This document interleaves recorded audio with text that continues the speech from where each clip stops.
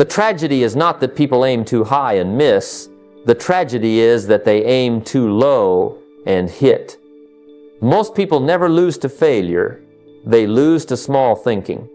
They want wealth, but they don't want to grow into the kind of person wealth requires. They want success, but they resist the disciplines that success demands. So here is the truth. Until you focus on you, nothing else changes. If you want a better house, build a better you. If you want financial freedom, create a philosophy of freedom within. If you want influence, deepen your character. Because the market pays for value, and your value is a direct reflection of the person you are becoming. Understand this. Life is not unfair. Life is exact. It doesn't give you what you want. It gives you what you deserve. And you deserve only what you've prepared for, what you've invested in, what you've become disciplined enough to handle. That is why the secret is not chasing money. It's attracting it. And you attract it by working harder on yourself than you do on your job, harder on your philosophy than on your paycheck, harder on your habits than on your luck. Clarity always comes before wealth. If you cannot describe what financial freedom looks like in your own words, then you cannot build it. And worse, you won't recognize it when it stands before you. A vague dream cannot direct a life, but a clear vision can transform one. So the very first task is to sit quietly and write out your definition. What is the income number that buys you freedom? What does the net worth that secures your future look like? What lifestyle, not of indulgence but of choice, will you build? And what contribution will you make to others once you have more than enough? Put those answers in writing, because clarity gives you direction, and direction gives you discipline. Now, discipline alone is not enough unless it rests upon the right philosophy. Tactics may change, strategies may evolve, but philosophy, your governing rules, are what holds your wealth journey together. You must decide early, will money be your servant or will it become your master? If money is the master, you will forever serve it, chained to every bill, every debt, every urgent demand. But if money becomes the servant, you will direct it with intention, assigning every dollar a job, sending it to work for you while you rest. Philosophy over tactics, because the right philosophy will teach you which tactics to choose and, more importantly, which to reject. And then we must consider discipline in the smallest of things. People often say, if I ever had a lot, I would be generous. If I ever made a fortune, I would save. But life does not work that way. If you cannot save a dime out of a dollar, you will not save 10,000 out of 100,000. The discipline is not in the size, it is in the habit. I remember when I was struggling and could hardly spare a dollar, but I made myself save a little. That discipline shaped my future far more than any big windfall ever could. Because wealth doesn't respond to desire, it responds to discipline. It answers those who respect it in the smallest measures. So the beginning of wealth is not complicated. It is clarity of vision, a sound philosophy, and discipline in pennies before dollars. That's where fortune begins. Wealth, like health, responds to measurement. You cannot improve what you refuse to count, and you cannot grow what you will not track. Think of the athlete who trains without a stopwatch, or the business that never looks at its books. They drift, they hope, they guess. But guesswork is not strategy, and hope is not a plan. What gets measured improves, because the very act of bringing it into the light forces awareness, and awareness begins the process of change. If you want to build wealth, start by pulling out the scoreboard of your life. List everything, every asset, every debt, every expense. Don't let a single dollar hide from you. Your assets are your soldiers, your debts are your chains. Your expenses tell the story of your philosophy in action. When I first did this exercise, it was humbling. I thought I was doing better than I was, until the numbers told the truth. But truth is a gift, even when it stings. Because once you see it, you can do something about it. The reason most people don't measure is simple. They fear what they'll find. They suspect the leaks are bigger than they admit, the debt's heavier than they confess, the waste larger than they can justify. And so they choose blindness. But blindness does not protect you. It only prolongs your captivity. When you put the numbers on paper, you take back control. Suddenly, what was invisible becomes visible. The vague sense of being broke becomes a concrete list of items you can change. And once you have a list, you have a starting point. Think of business again. No serious enterprise would survive without financial statements, without balance sheets, without tracking profit and loss. Yet some people try to run the enterprise of their life with no such tools, and then wonder why they remain in chaos. Your life deserves at least the same attention as a small shop on the corner. You may say, but it's discouraging. That may be true, but it is also empowering, because once you measure, you can improve. So get yourself a notebook, or a spreadsheet, or an app. Track every dollar in and every dollar out for 30 days. Put it all on the scoreboard. Because if you don't know the score, you're not in the game. And wealth only comes to those willing to play it with eyes wide open. One of the greatest turning points in wealth building is learning to reverse the order of payment. Most people work hard, collect their paycheck, and then start handing it out. Rent, utilities, groceries, credit cards. By the end, there's nothing left for them. They have paid everyone else, but not themselves. And that habit, repeated month after month, year after year, explains why so many remain trapped in the cycle of work without wealth. The secret is simple. Before you pay anyone else, pay you. When I first encountered this principle, it changed the way I looked at money. I realized I was behaving like an employee of my bills. They owned me, because they were always first in line. But wealth is built when you put yourself first. Take a portion, 10%, 15%, or whatever you decide, and move it aside the moment the income arrives. Don't wait. Don't trust memory or good intention.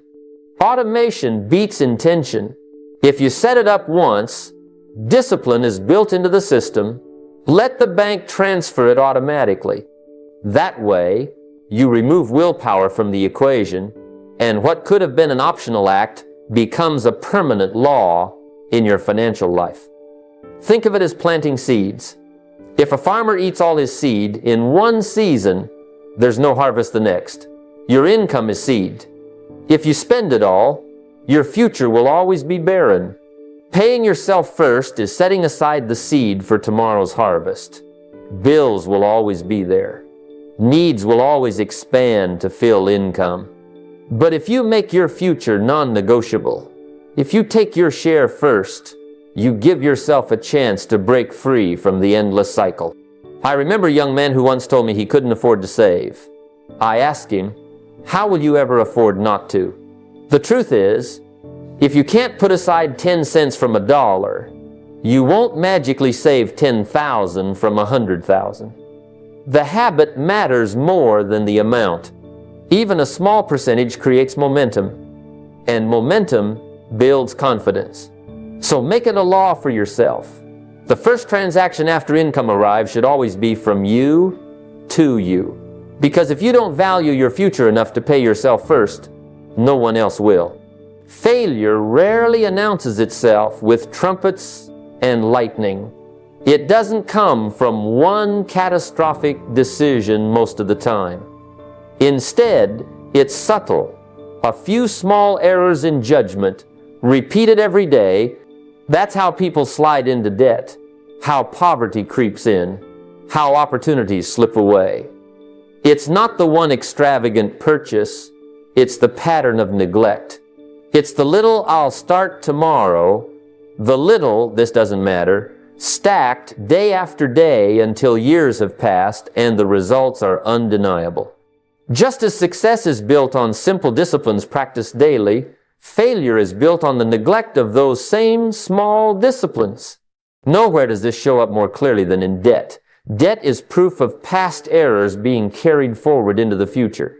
Interest you pay is the enemy of interest you earn.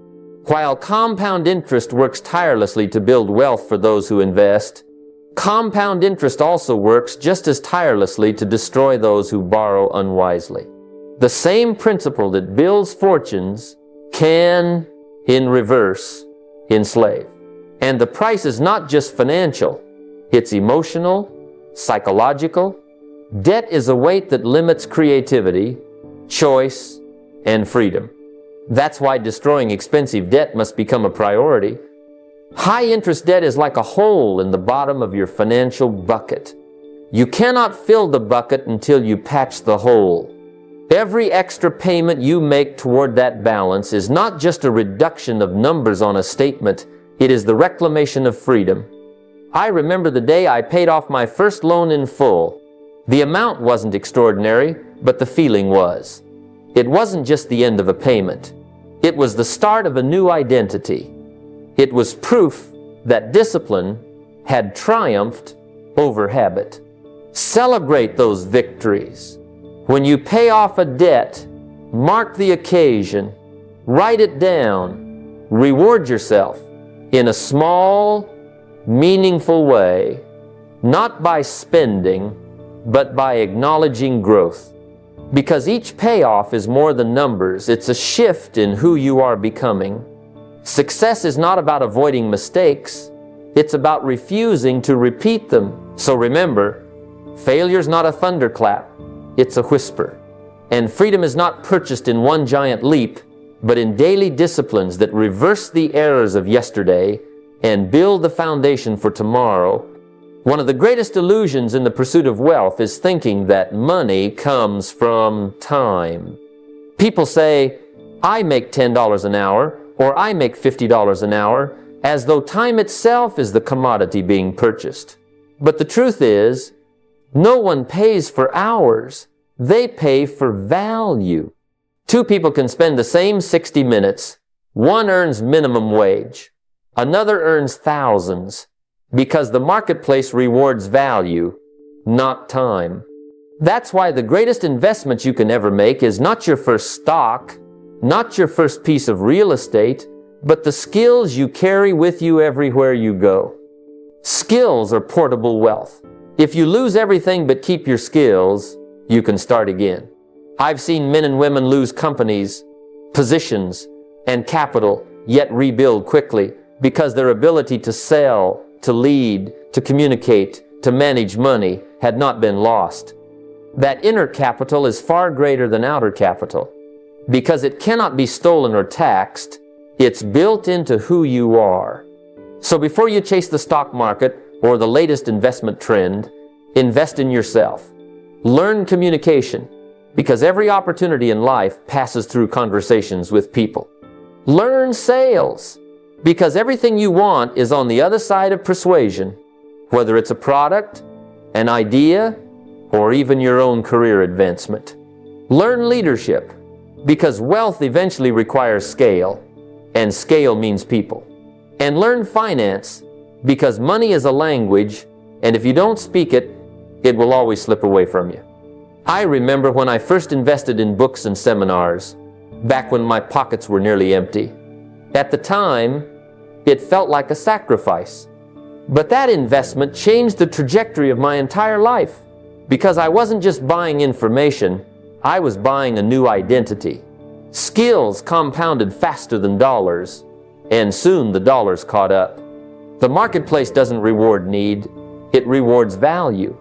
And value comes from skills sharpened through study, practice, and experience.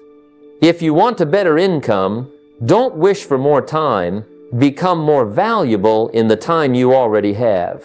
Stocks may grow your savings, but skills grow your earning power. And when you bring the two together, wealth becomes inevitable. So remember, skills before stocks. Build the foundation within, and the fortune without will surely follow.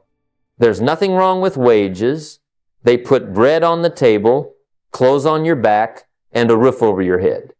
But here's the truth. Wages will make you a living. Profits will make you a fortune.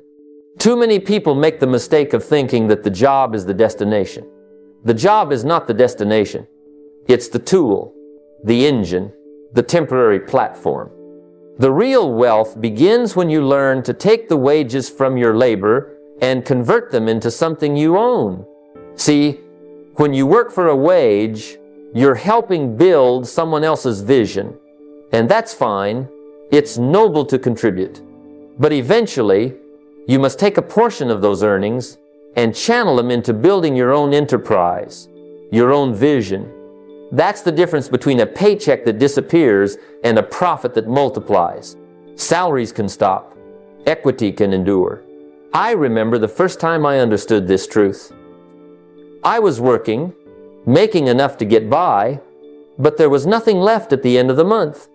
Then I asked myself, what if I treated myself like a business? What if part of every wage I earn is invested in something that belongs to me? That one shift changed my financial philosophy.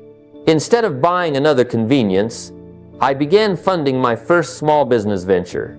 Instead of letting my wages slip into consumption, I redirected them into creation.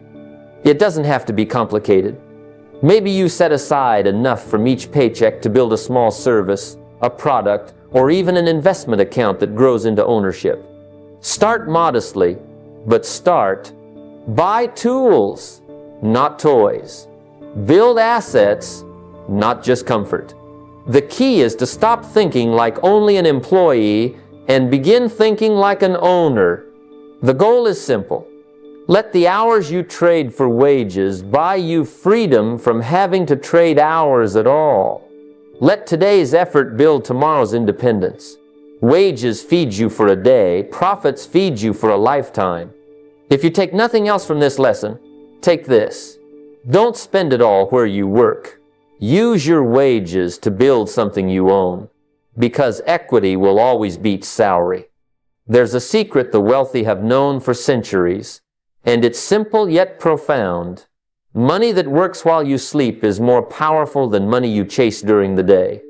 Most people think wealth comes from working harder, longer, or smarter in the moment. But the truth is, real financial freedom comes when your money begins to earn money for you, quietly, without your constant attention.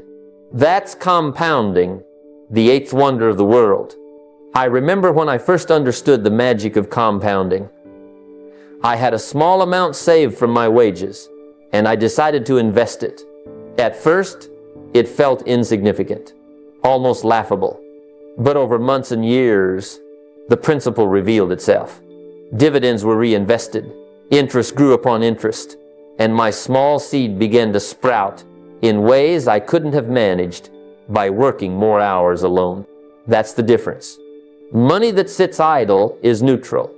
Money that works tirelessly becomes your ally. Consistency is the key. You don't need to hit a home run with one investment. You need to hit singles repeatedly, month after month, year after year. Set up automatic investments into accounts, funds, or businesses that generate ongoing returns. Reinvest every dividend, every profit, every gain. Ignore the headlines, the market hysteria, the hot tips that promise overnight riches. The world is full of noise, and it will tempt you to abandon steady discipline for fleeting excitement. Resist it. True growth is slow, patient, and relentless. I often tell people, if you can save and invest even a modest portion of your income consistently, and let compounding do its work, in time your money begins to work harder than you do. One day, it will wake you up with more than you could earn in a week of labor. And when that day comes, you'll realize the power of letting capital, patience, and consistency team up for your success. The lesson is simple. Don't just earn, invest. Don't just save, reinvest. And never underestimate the quiet power of money working while you sleep. Your discipline today is the freedom you enjoy tomorrow. Here's the expanded 400-word segment for your point. Too many people confuse spending with wealth. They chase the newest gadgets, the latest car, or the trendiest lifestyle, thinking it signals success. But here's the truth. Possessions do not make you wealthy. They often make you poorer. Real wealth grows when you think in assets, not toys. Every dollar you redirect from consumption to creation compounds your financial strength. I learned this lesson early in my career. I had the choice between a flashy car or a small investment in a dividend-paying stock. My friends scoffed at me, wondering why I would forego immediate gratification. But that small investment, modest as it seemed, started to grow. Over time, it generated more wealth than the temporary satisfaction of a car ever could. That moment taught me that every purchase is a choice. Will it feed me or bleed me? Will it multiply your resources or simply satisfy your ego for a fleeting moment? Assets create options. They give you freedom. They allow your money to work for you rather than you working for your money. Real wealth doesn't come from impressing others. It comes from building streams of income and reserves that continue to grow whether you're working or resting. Redirecting what would have been fun money into investments, stocks, rental properties, small businesses transforms your financial trajectory. Even a small, consistent habit compounds into significant results over time. This is not just about frugality, it's about intentionality. You have to train yourself to see opportunity where others see only spending. The challenge is mental, resisting the temptation of toys and visualizing the power of assets. Every unnecessary purchase you avoid is a deposit into your future freedom. Every asset you acquire is a step closer to financial independence. So, before you spend, ask the question, will this feed me or will it bleed me? Shift your mindset from consumption to creation.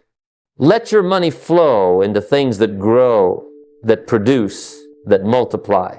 Wealth is built quietly, steadily, through disciplined redirection.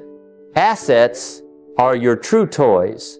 They play for you while you focus on building more, learning more, and creating a life that is not dependent on fleeting pleasures. Too many people focus only on how much they earn and ignore one of the biggest drains on wealth, taxes. It doesn't matter if you make $100,000 or $1 million. If you don't learn to keep what you earn, the system will quietly take it from you. Real wealth is not about inflating your income. It's about protecting it, structuring it, and letting it work for you. Early in my journey, I realized that I could earn more and more, but without understanding taxes and legal structures, most of my efforts would be eaten away before they had a chance to grow. I learned that deductions, tax-advantaged accounts, and proper legal structuring are not loopholes.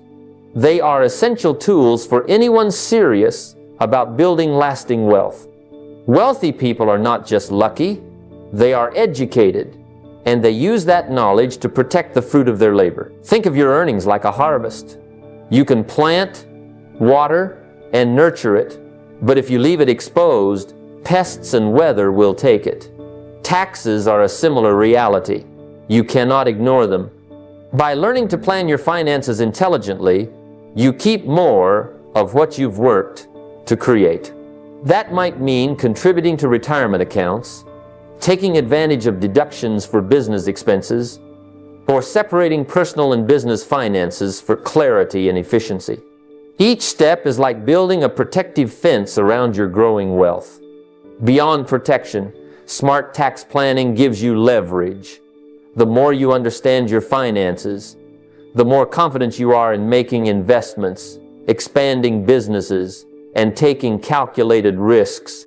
Knowledge about taxes transforms fear into opportunity, turning something many see as a burden into a tool for building security and freedom.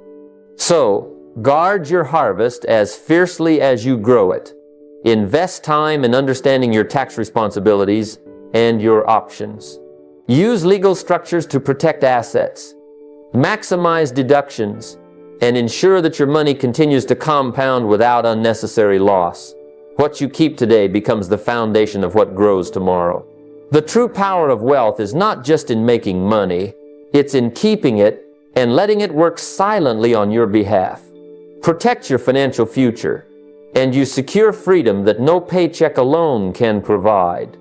Time is the ultimate currency. Money can be earned, lost, and recovered.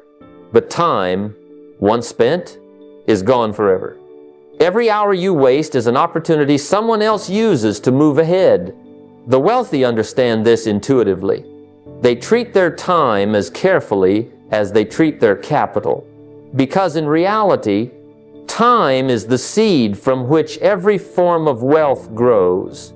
Early in my life, I watched people chase every shiny distraction, television, gossip, idle, socializing, while complaining that life wasn't giving them results. I realized that the problem wasn't opportunity, it was focus. They had plenty of time, but they didn't guard it. I made a conscious decision to schedule my hours deliberately. Time for learning, time for building my business, time for developing relationships, and yes, time for rest. But nothing wasted. Block your time as if it were a vault of gold. 2 hours a day dedicated to building a skill, growing a business, or investing in yourself compounds faster than sporadic bursts of effort. Every week, identify the high-value tasks that move your life forward and protect those hours from interruption. Low-value busy work, scrolling through social media, over-consuming entertainment, being available for every distraction must be minimized. The key is intentionality. If you don't decide how your time is spent, others will decide for you. Time also works in tandem with compounding. Knowledge, skill, networks, and money all grow more effectively when invested consistently over time. Guarding your hours ensures that you have the capacity to act on opportunities, to learn when others are idle, and to execute plans that compound into long-term results. Time blocking becomes a discipline, and discipline converts potential into reality. Remember, the richest people are not those who work 24/7. They are those who protect and leverage their time. They build systems, delegate low-value tasks, and free themselves to focus on what creates true wealth. Ideas, assets, relationships, and growth. Time, like money, multiplies when invested wisely. Guard it fiercely, invest it intentionally, and let it work silently in your favor. Time is the seed from which every achievement and every fortune grows. Protect your hours, and you protect your future. Action without delay is the engine of transformation. Too many people wait for the perfect moment to begin, thinking they need more knowledge, more resources, or more confidence. But the truth is that perfection is a myth, and waiting is the thief of opportunity. Every day you postpone action, you surrender a chance for growth, for compounding, for momentum. Wealth is not created in a day, but it is initiated in a moment. And that moment is now. In my own life, I saw how small, consistent actions could surpass the sporadic efforts of those who only acted when conditions seemed ideal. Early in my career, I dedicated time every single day to learning, networking, and building skills. I didn't see instant results, but I saw incremental progress. Each day's effort stacked upon the last, and within months, the compounding effect began to show. Today's small action was yesterday's investment in growth. Patience with results is equally critical. We live in a world obsessed with speed, where people expect instant success. But compounding, whether in money, skills, or relationships, has its own rhythm. You cannot rush it, and trying to force results often leads to poor decisions and missed opportunities. The key is to stay disciplined, remain consistent, and trust the process.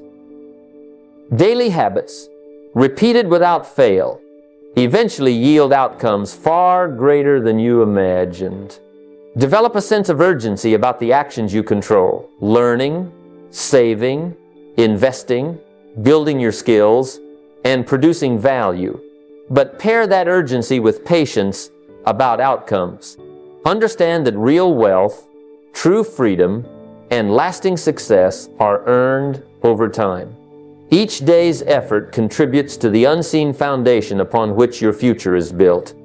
Remember, it is not the intensity of a single day that builds a life of abundance. It is the persistence of thousands of disciplined days. Take action today, tomorrow, and the next day.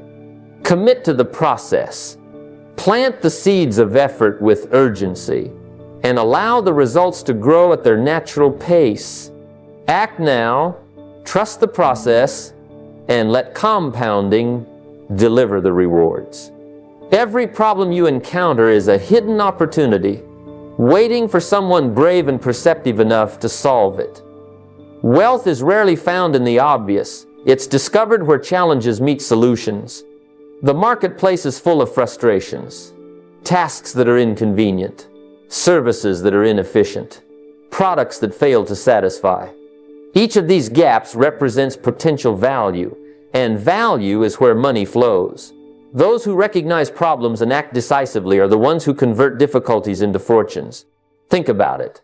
Some of the most successful enterprises started simply because someone decided to solve a persistent problem.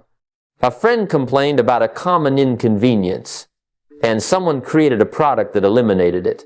A service was slow or inadequate, and someone improved it. The people who profit are not necessarily those who have more capital. They are the ones who see what needs fixing and provide a solution others are willing to pay for. Every complaint, every inefficiency, every frustration is a roadmap pointing to opportunity if you have eyes to see it. I've lived this principle.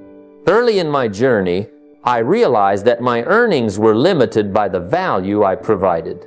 By shifting my mindset from earning a wage to solving problems, I began to package solutions in ways others needed. I identified areas where my skills could save time, reduce stress, or increase results for others. Each time I transformed a problem into a solution, I unlocked new revenue streams and built relationships that compounded over time. The practical approach is simple but requires discipline. Start by listing the challenges you see around you, either in your work, your community, or your industry. Next, identify solutions you can provide, however small, and test them. Ship a minimum viable solution, gather feedback, and refine it. Turn one frustration into a product, a service, or a system. Repeat this process, and over time, these small solutions accumulate into significant wealth. Problems are not obstacles, they are signals guiding you to where value and money are concentrated. When you train your mind to see problems as opportunities, you begin to act differently. You stop avoiding difficulty and start pursuing solutions. This is the mindset of the wealthy. Act where others hesitate. Create where others complain, and solve where others ignore. Every problem you solve builds your value, and every value you create compounds into lasting wealth. Knowledge alone is like a seed that never sees soil. It has potential, but without action, it will never grow. Wealth responds not to what you know, but to what you do with what you know. The moment you consume a book, attend a seminar, or watch a tutorial, the real test begins. How will you apply it? Every piece of information you acquire has the power to change your financial trajectory. But only if you take deliberate action. I've seen countless people fall into the trap of learning for learning's sake. They attend workshops, read piles of books, or follow every new trend, yet their bank accounts and opportunities remain unchanged. Why? Because they treat knowledge like a collectible, not a tool.